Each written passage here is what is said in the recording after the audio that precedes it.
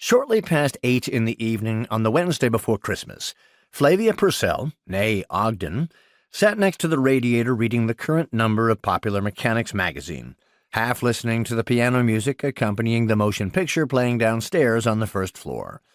She had eaten her evening meal, a pork cutlet and some stewed turnips, a couple of hours previous, alone, after which she had chucked her husband's uneaten portion into the trash, though they could scarcely afford the waste.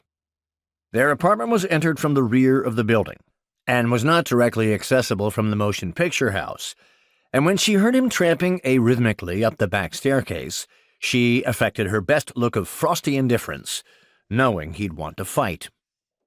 On first opening the door, he leaned in too far and nearly fell, saving himself and a sliver of his dignity by holding on to the frame.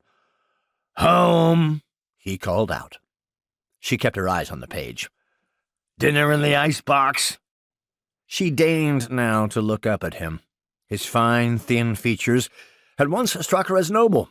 Now they looked churlish and petty. "What dinner?" "You know goddamn well what dinner."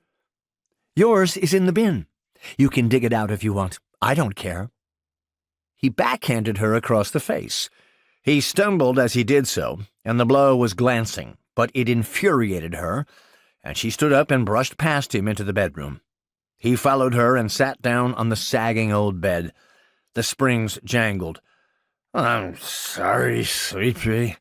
I don't know what gets into me sometimes. Forgive me?" He made little smooching sounds. "Booze is what gets into you. You don't come home after work, and when you do get in, you're stiff as a plank, and you smell like a still. And I work hard all day, too, and yet I manage to do the shopping and fix you a nice meal, and you can't even be bothered to show up. And it's the third time this week, and I've had enough." He waved her off.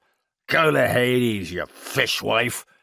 He slid off the mattress and onto the floor, and she had to suppress a laugh. "I don't have to take this shit off of you. I know my marital rights."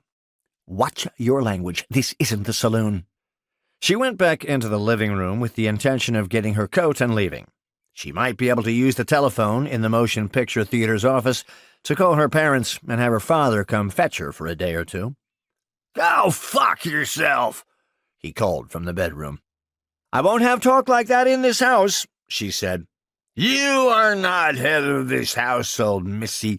Soon as I get up off this floor, I'm going to show you who's the boss, and you know how I mean to do it."